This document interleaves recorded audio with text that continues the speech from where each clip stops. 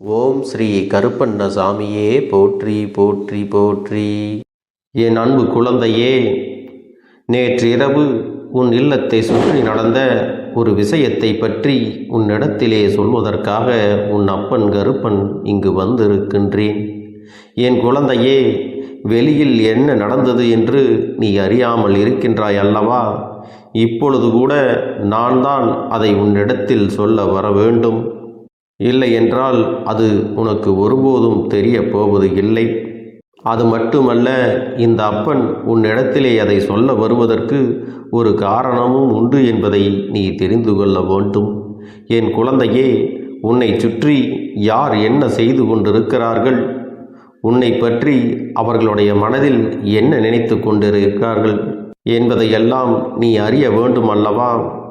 இந்த கருப்பண்ணசாமி உன் வாழ்க்கையில் உனக்கு எதுவும் செய்யவில்லை என்றுதான் நீ எப்போதும் நினைத்து கொண்டிருக்கிறாய் அல்லவா? நான் உனக்காக என்ன செய்கிறேன் என்பதை இனியாவது நீ தெரிந்து கொள்ள வேண்டும். இவை எல்லாவற்றிற்காகவும் தான் இப்பொழுது இந்த விஷயத்தை உன் அப்பன் உன்னிடத்திலே தெரிவிக்க வந்திருக்கின்றேன். என் குழந்தையே, இதை கண்டெல்லாம் நீ ஒருபோதும் பயம் கொள்ள வேண்டாம், கலங்கி நிற்கவும் வேண்டாம். ஏனென்றால் அந்த விஷயத்தை நான் ஒரு முடிவுக்கு கொண்டு வந்து விட்டேன். அதை நீ தெரிந்து கொள்ள வேண்டிய கட்டாயத்தில் இப்பொழுது நின்று கொண்டிருக்கிறாய்.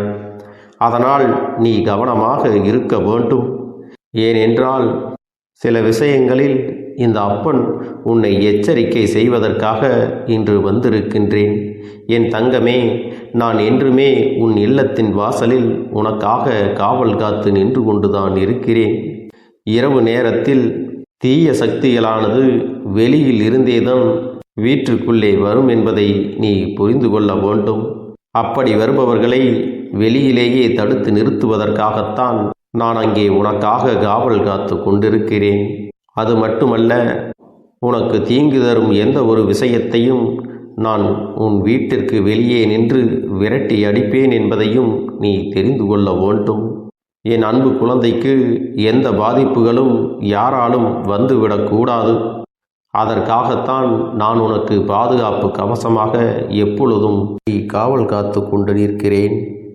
என் தங்கமே, நேற்று உன் இல்லத்தை சுற்றி நடந்த ஒரு விஷயம் உன் அப்பன் எனக்கே ஒரு அதிர்ச்சியை தான் ஏற்படுத்தியது.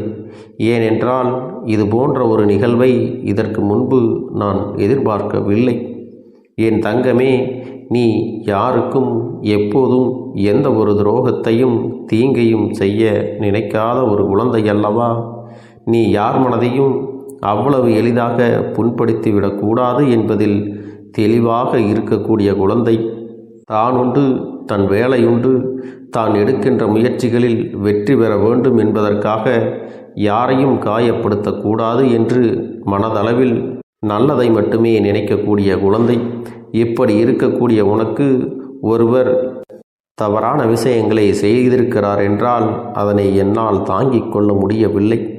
என் தங்கமே, நான் சொல்கின்ற பொழுது நீ தெளிவாக இதை நீ நன்றாக புரிந்து கொள்ள வேண்டும் என்பதற்காகத்தான் இந்த அப்பன் உன்னோடு இதனை நான் பகிர்ந்து கொள்கிறேன் என்பதை நீ முழுவதுமாக உணர்ந்து கொண்டால் போதும். என் அன்பு பிள்ளையே, ஒருவர் உன்னுடைய இல்லத்தின் அருகில் வந்தவுடன் மற்றொருவரை மிக விரைவாக அழைத்தார். சுற்றும் முற்றிலும் பார்த்துவிட்டு அவர் உனக்காக அங்கே செய்வினைகளை செய்ய ஆரம்பித்து விட்டார். என் தங்கமே, நானும் யாரோ எங்கோ செல்கின்றார்கள் போத என நினைத்து சாதாரணமாக இருந்து விட்டேன்.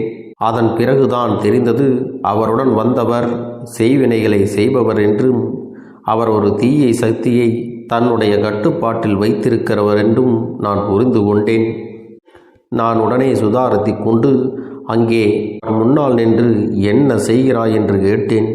உடனே அவர் என்னை பார்த்தவுடன், நீ யார், நீ ஏன் இதையெல்லாம் கேட்கிறாய் என்று என்னிடத்திலே திரும்ப கேட்டார்.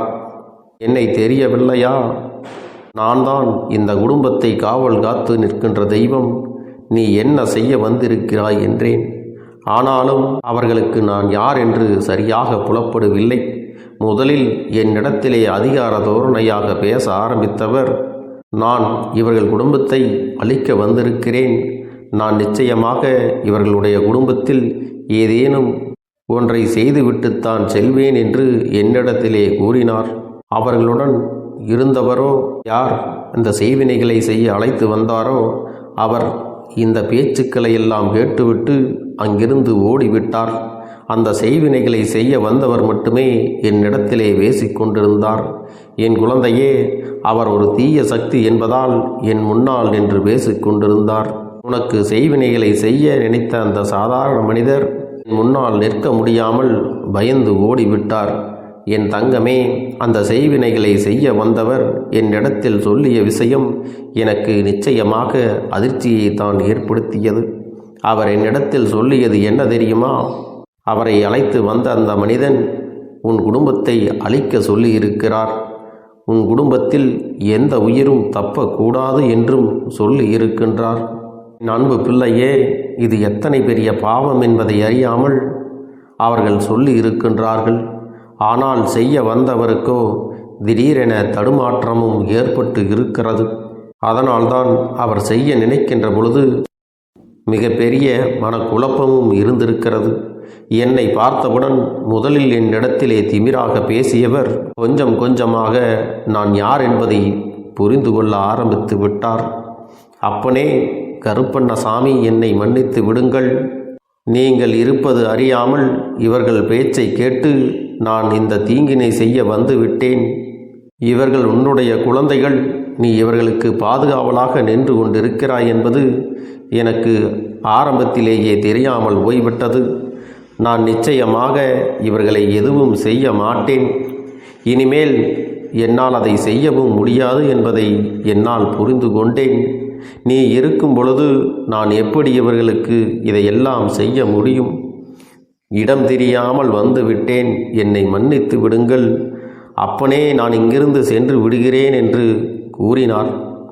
என் குழந்தையே, அவரை நான் உடனே திரும்பி பார்க்காமல் ஓடிவிடும்படி சொல்லிவிட்டேன்.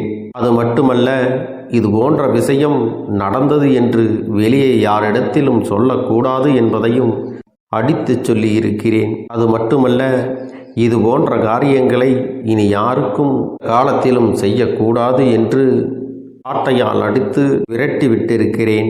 என் அன்பு பிள்ளையே, உனக்கு செய்வினைகளை செய்ய அந்த ஆளை கூட்டி வந்தவர் யார் தெரியுமா? உனக்கு மிகவும் நெருக்கமானவர். அது மட்டுமல்ல, முதலில் உன்னோடு அன்பாக பழகியவர். ஆனால் இப்பொழுது அவருக்கும் உனக்கும் இடையில் மனஸ்தாபங்கள் ஏற்பட்டிருக்கிறது. முதலில் சிறியதாக ஏற்பட்ட அந்த மனக்கசப்பானது இப்பொழுது மிக பெரியதாக விரிசல் அடைந்து விட்டது. இருவரும் ஒருவருக்கொருவர் பார்த்து கொண்டால் கூட பேசுவது கிடையாது. அவர் யாரோ நீ யாரோ என்கின்ற மனநிலையில்தான் இருந்து கொண்டிருக்கிறீர்கள். என் குழந்தையே, நீயோ அவர் செய்த துரோகத்தை மறந்து விட்டாய். இனி ஒருபோதும் அவர்களை பற்றி நினைக்கக்கூடாது. அவர்களை நினைத்தால் நமக்குத்தான் வேதனைகள் அதிகமாக இருக்கும் என்று நினைத்து அவர்களை பற்றி நீ எதையுமே கண்டுகொள்வது இல்லை. ஆனால் அவர்கள் அப்படி நினைக்கவில்லை. எந்நேரமும் உனக்கு எதையாவது ஒன்றை செய்துவிட வேண்டும், எப்படியாவது உன்னை பழிவாங்க விட வேண்டும் என்று நினைத்து அதற்கான காரியங்களை அவ்வப்போது செய்து கொண்டுதான் இருக்கிறார். என் அன்பு குழந்தையே, இந்த கருப்பண்ணசாமியின் ஆசீர்வாதங்களும் அன்பும் துணையும் என்றென்றைக்கும் உனக்கு முழுமையாக கிடைத்து கொண்டே இருக்கும்.